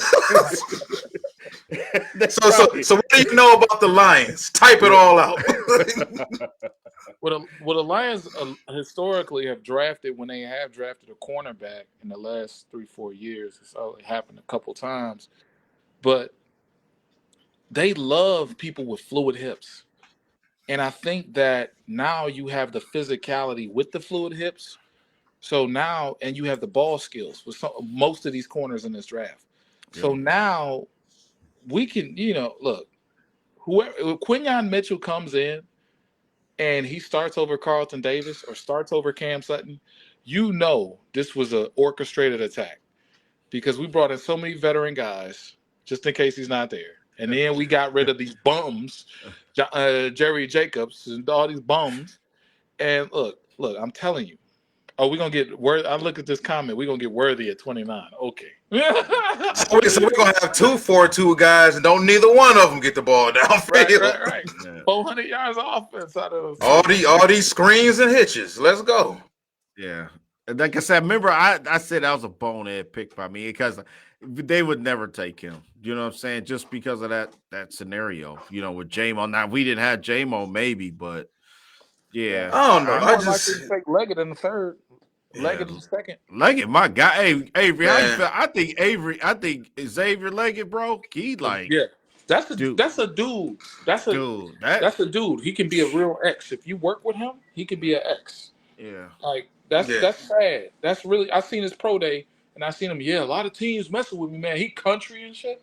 A lot of teams messing with me, man. They really like my tape. I know. I'm like, dude, is this him or Jerry Jones talking? But you know what though? I would say about the cornerback position, man. We've always historically drafted the dude who couldn't play. Like we can go all the way back to the early '90s. Like the only two times I remember us taking a corner in the first round was Bryant Westbrook. Was it Terry Fair, who was pretty much a kick returner, and then of course Jeff Okudah. But remember, the year that we had him, the year that we drafted Bryant Westbrook, Seattle took Sean Springs. Was it one pick ahead of him, Something or like two that, picks? Yeah. And then the year that we took Jeff Okudah, and then Jacksonville took C.J. Henderson at like 10 or something like that. Who wound up being the best corner in the draft? A.J. Terrell, who Atlanta got at, I think, 22 or 23. So this is a completely different era right here. I suspect they can draft a damn corner. Nobody else could draft a corner from any of those other regimes. But I just don't see them sitting at 29 and just taking whatever falls to them. I don't. I think wide receiver would not surprise me at all. And I was talking to Joe Schaap about this the other day, man. I really think Joe Schaap for this. Yeah. If they trade up for a wide receiver, the one dude I think is his type of wide receiver is Malik Neighbors. And I just think this because this dude was in love with Jamar Chase. The year that was it 2 years when they took who did they take instead of they saw. Yeah. And the man admitted that if Chase would have fell to them at 7, they had a real tough decision to make because they love Jamar Chase. And who is Malik Neighbors? Like he's a cross between Jamar Chase and Justin Jefferson. Yeah. He just, to me, he seems like their type of dude. I just think so. I mean, Marvin Harrison Jr., possibly. I brought that up about Steve Smith saying, and Steve Smith, it sounded kind of weird at first, but the more I thought about it, if Marvin Harrison doesn't go to Arizona, because it's still not a given that Harrison's going to be the number one receiver anyway. If Harrison doesn't go to Arizona, we don't know where Harrison could fall to if we start looking at those teams after Arizona. Because I don't think the Giants are going to take a receiver, and if they do, they could surprise us and take somebody else. Could Marvin Harrison Jr. or a Malik Neighbors be that surprise that we all been talking about? I'm not as high on Marvin. I think Marvin Harrison Jr. got some ability. I mean, I think is he the number? I don't know if the answer. I don't know if he's the number one receiver or not. I don't. I think that's just my. I don't. It ain't spite because I'm from Michigan, Ohio State. I'm not saying it because of that. I believe that this receiver group, man, is really deep and it's really. Yeah, I mean, he's got some highlights. Yeah, he can dive and catch the ball and make difficult catches and good route runner. I get, but I see 6 or 7 other guys too. That's the same. I mean, I don't know, Walt. That's a very tough question. You know what I'm saying? And it's a possibility. I could see him going anywhere from 3 to 10. 15. You know what I'm saying? Depending on if somebody trade up to get him or something like that. I see the Neighbors thing happening because people are so spiteful that Harrison ain't. I'm not dressing up for y'all, and I'm running in shorts. Y'all seen the film? Y'all seen the tape? This is not no. Look at the pedigree. I got the pedigree. I got the plays. Y'all seen enough. I'm gonna stay at home at Ohio State. I'm not even gonna do a pro day. That's how he know. Yeah, it's crazy though with him because he's. And I heard Chris Sims say something about him. I think this is where people get it completely misconstrued with these wide receivers. He's not explosive enough. And then he had Brian Thomas at LSU raked ahead of him, which I thought was asinine. And when I look at this, dog. Come on, man. Yeah, but he's fast. He's fast. Let's be honest. Bro. People didn't start breaking him up until they saw 6'3", 4.33. Oh, he's ahead of this guy. This dude, listen. You know what this reminds me of? The 2004 draft with Larry Fitzgerald. If you go back to that draft, what did you hear about Larry? There's nothing special about him. He just catches the football. He's plain. He's not explosive. Yeah. What was they saying to that draft? Roy Williams has all the physical ability, better than Larry.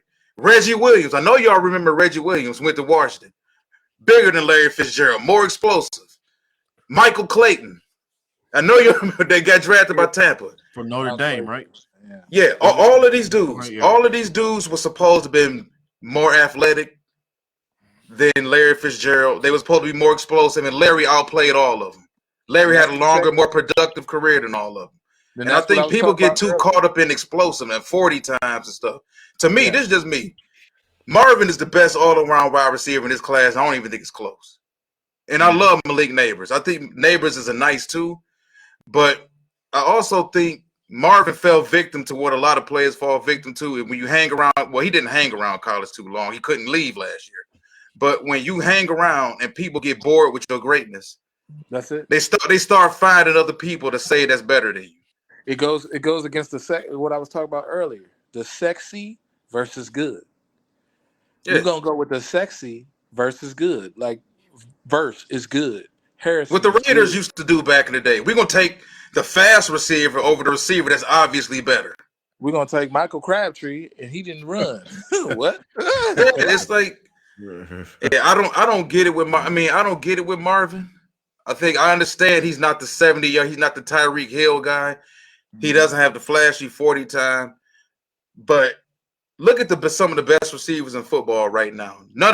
Some of them are really fast. Tyreek Hill is like astronomically fast, but Devontae Adams not really a fast guy.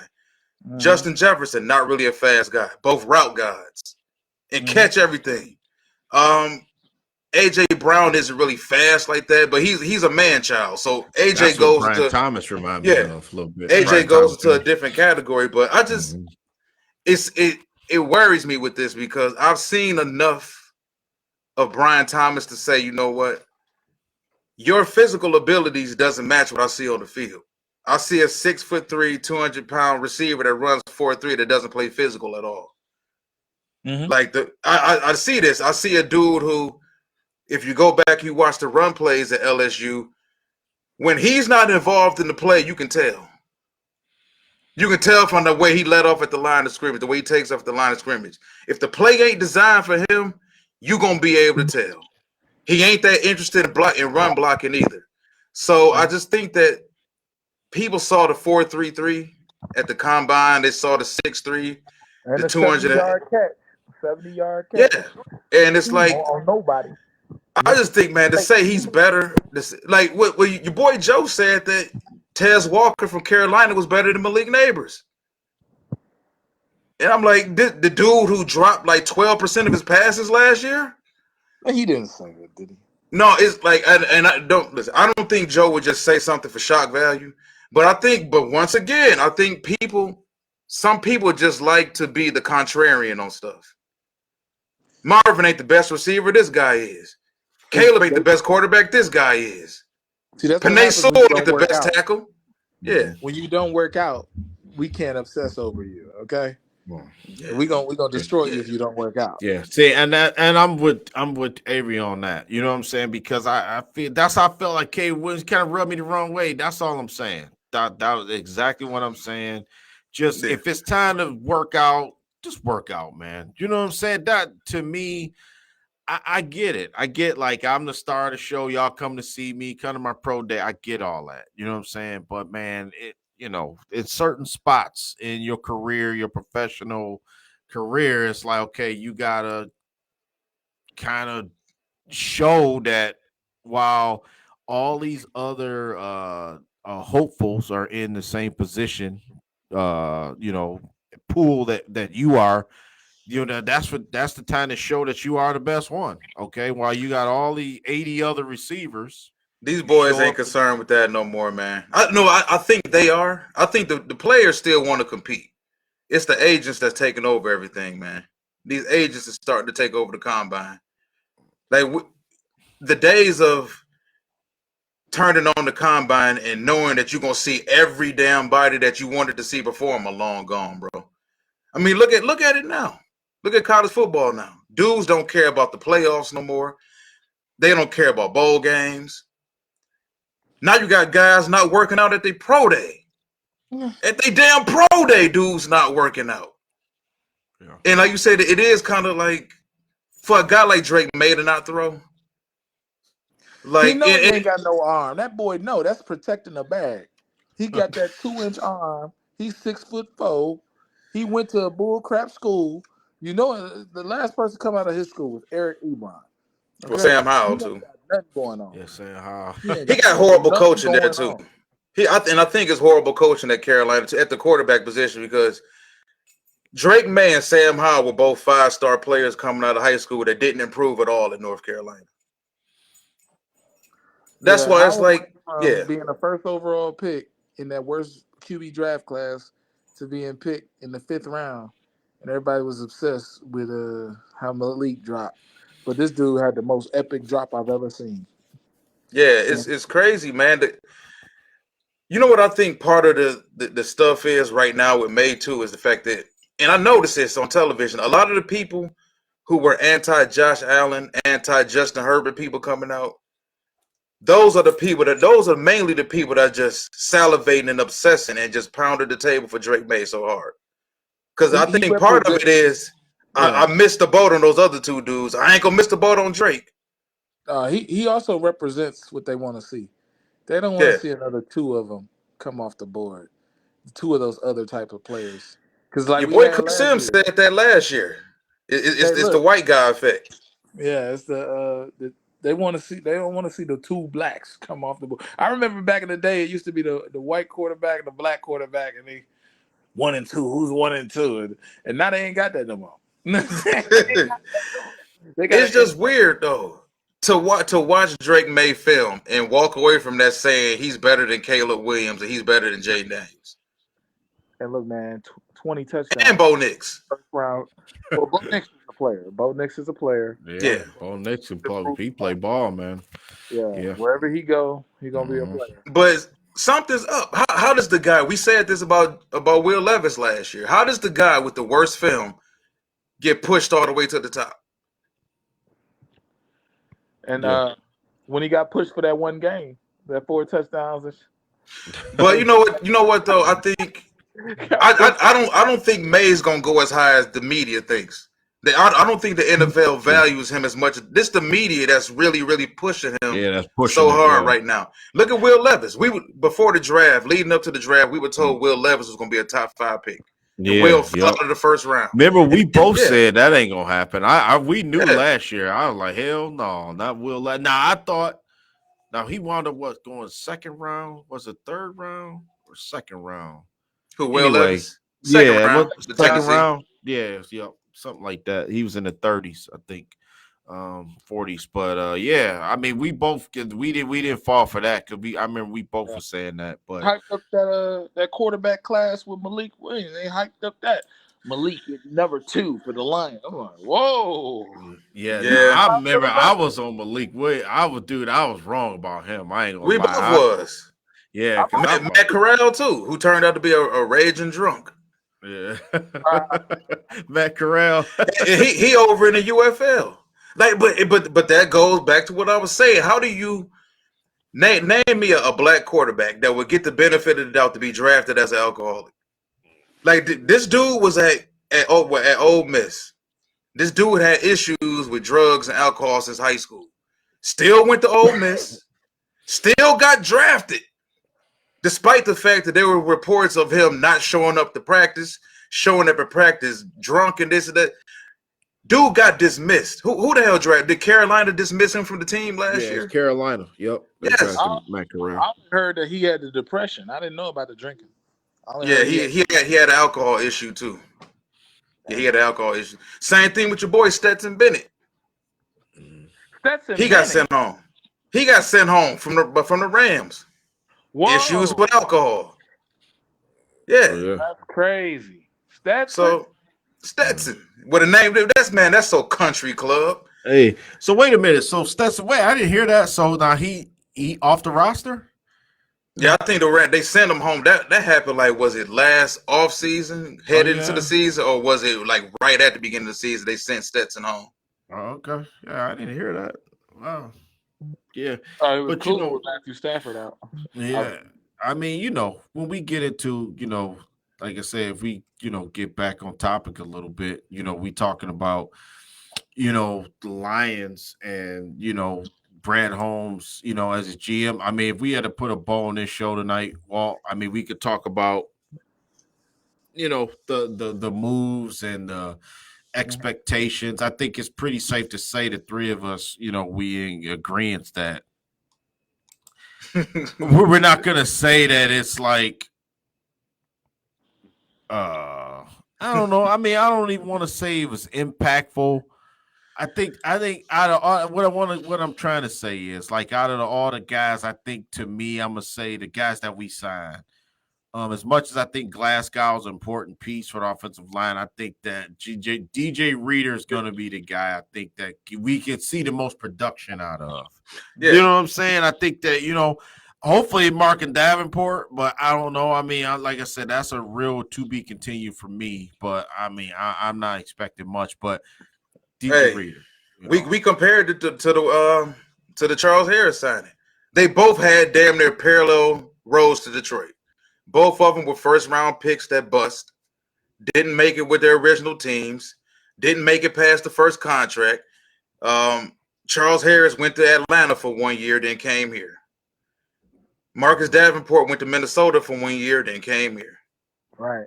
So it's like I don't know really what to expect from Davenport because I didn't see much from him in New Orleans. He had I think he had 9 sacks back in 2021. Yeah. But as a Lions fan, you can't hang your hat on that shit. That's like when Lions fans try to hang their hat on, well, Carlton Davis locked up Jamar Chase in a game 2 years ago. Like, that's what you bringing up.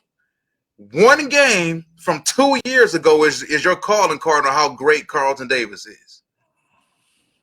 Yeah, it's crazy. But like I said, I'm with you. I don't think any of these signings just really move the needle towards wins and losses.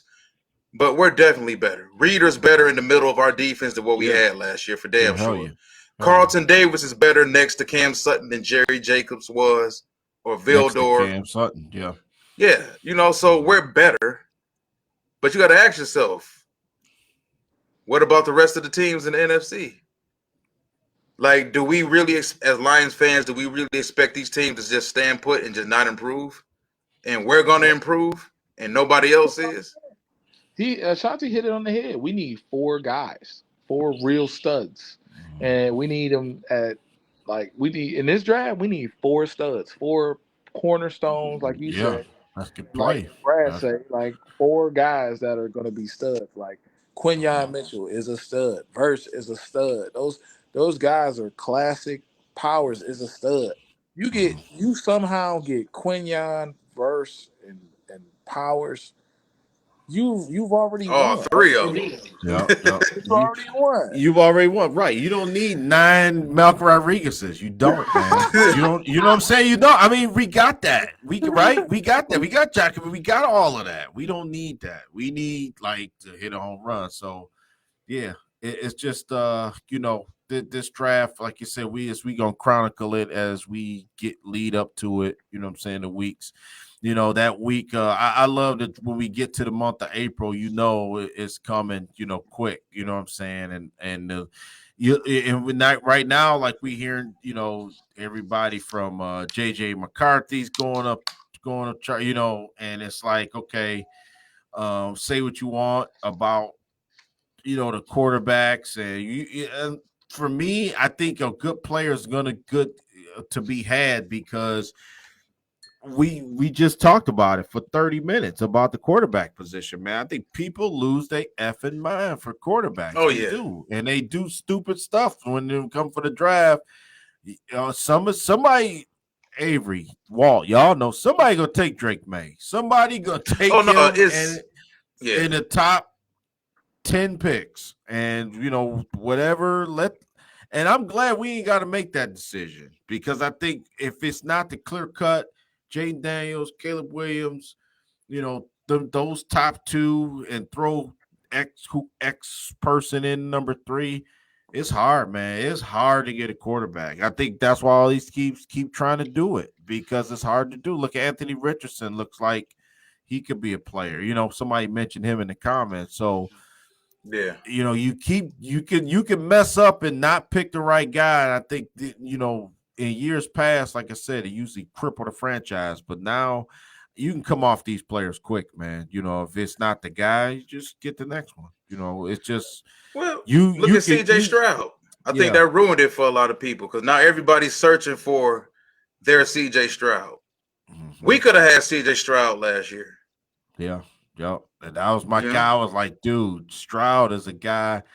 You don't even need him right now, but man, dude. That's how I felt last year. But it wasn't the the right pick. So whatever. Well, they would have stunted his growth here anyway. He wouldn't have played here.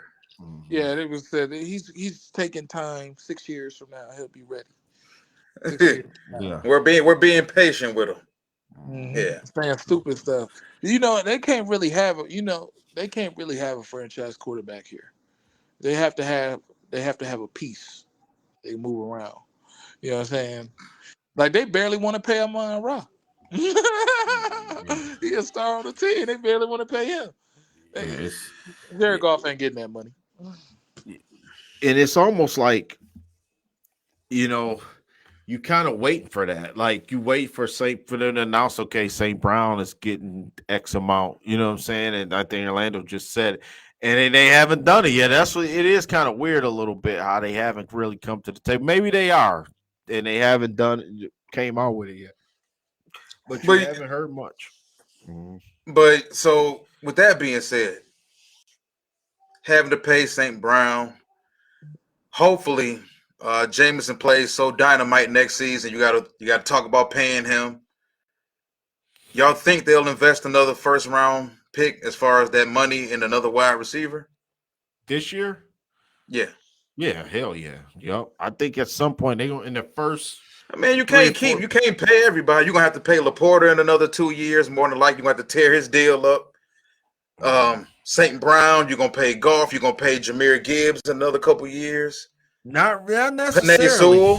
Penei Sewell. Like somebody, right? You don't know for sure. You keep Sewell, and you keep St. Brown, and you keep Hutch. And then after that, bro, I don't know, man. I didn't even mention the quarterback at this point. I'm